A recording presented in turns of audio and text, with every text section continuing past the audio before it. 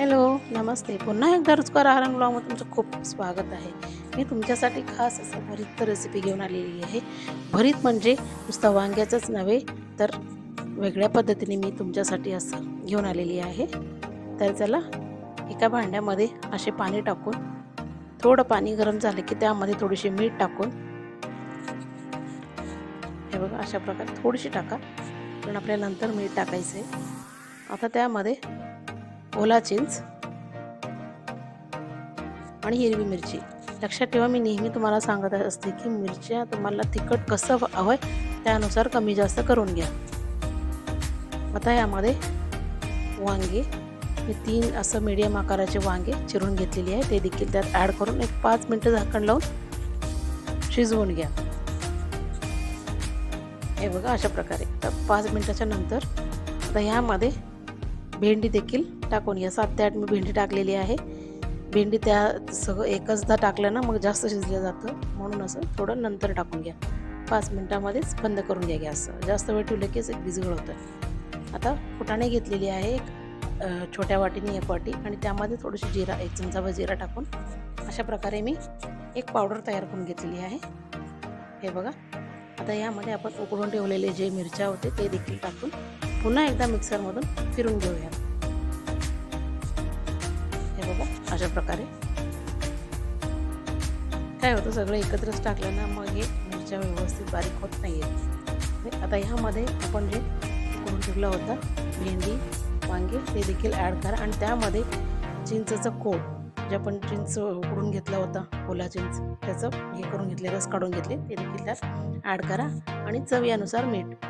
आणि हे उकळताना मी त्याच्यामध्ये आलं आणि लसूण देखील टाकलेलं आहे. हे बघा असं एक पेस्ट बनवून घ्या. जास्त फाईन पेस्ट बनवू नका, अशी थोडीशी जाडसरच असू दे. एका भांड्यामध्ये सगळं पुन्हा काढून त्यामध्ये कांद्याचं पात, मेथी आणि मग कोथिंबीर हे सगळे टाकून व्यवस्थित मिक्स करून घ्या. सगळे ओलच राहायला पाहिजे. हे बघा अशा प्रकारे मिक्स करून घ्या. ह्याला फोडणी वगैरे द्यायची काही गरज नाही आहे. ही आमच्याकडे मार्गशीर्ष महिन्यातला जो अमावास्या असतो त्या अमावास्याच्या 6व्या दिवशी हे चट असं म्हणलं जातं. चटच्या दिवशी हे आमच्याकडे नैवेद्य दाखवला जातो देवाला. हे भरीत बाजरीची भाकरी तीळ लावून ते असं नैवेद्य म्हणून देवाला दाखवत असतं. आता मी एका अशा ह्याच्याने सगळं व्यवस्थित मिक्स करून घेते, वाटून घेते. बघा अशा प्रकारे असं केल्याने काय होतं, सगळं व्यवस्थित मिक्स होतं. जास्त असं खलूमध्ये करायची गरज नाही आहे. त्याकडे ज्या भांड्यात करतो पण त्याच्यामध्ये थोडंसं मिक्स केलं तरी चालतो. हे चवीला फार टेस्टी लागतं आणि शिवाय हेल्दी पण आहे. हे बघा मी आलं तिथे थोडंसं आलं त्याला पण व्यवस्थित करून घेतलं. काही वेळा मिक्सरमध्ये पटकन होत नाही ना ते, तरी थोडंसं जाडसर असलं तर चांगलं लागतं. हे बघा अशा प्रकारे सगळं व्यवस्थित असं मिक्स करून घ्या.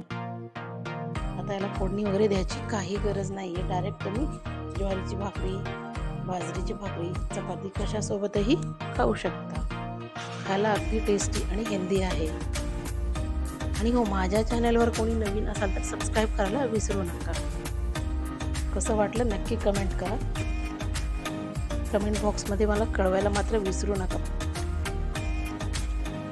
बघा असं आपलं आता खाण्यासाठी चटणी तयार झालेला आहे.